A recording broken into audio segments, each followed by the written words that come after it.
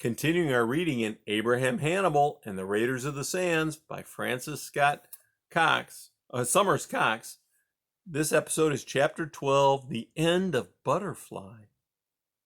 The rest of the journey to Gondar seemed one long up out of the hot river valley, then up and up and up along a dreadful path, all loose stones and slippery rock, with a sheer cliff above and a sheer cliff below, hardly wide enough for a boy, never mind a loaded donkey.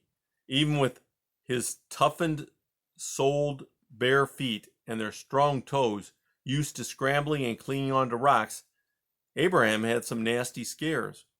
Often the path disappeared altogether, and when it did go down, that only meant that it was soon to go up even further to make up for it. The cool air was cooler, and at night it was miserably cold. The houses they passed seemed flimsy things for such a cold place.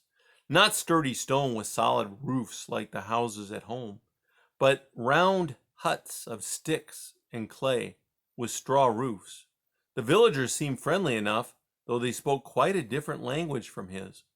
He knew it was the language of Gondar, because Granny Esther often used to talk in it, especially when she told her stories of the marvels of the palace where she had grown up, and Father used to speak it with some of their most important visitors. Poor Butterfly. Maybe she had panicked stupidly in the river, the terrible river, but she still didn't deserve what happened on day 32. Abraham was walking, not riding, not because he was chatting to anyone. There wasn't room to walk side by side, and besides he didn't have any spare breath, but because he felt safer on his own 2 feet.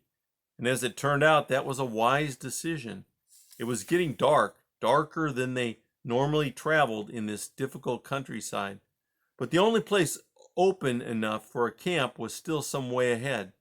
Suddenly, above the noise of gentle panting, the occasional whinny, the clop clop and scuffle of hooves on the rocks, there was a loud, rushing boom, and a mass of rocks was suddenly roaring down the mountainside above the path. It hit the path just in front of Butterfly, carrying away the 2 mules ahead of her and tearing a great gap before it carried on down the slope. Butterfly, terrified by the noise and the speed of all this, was faced with a big hole in front of her.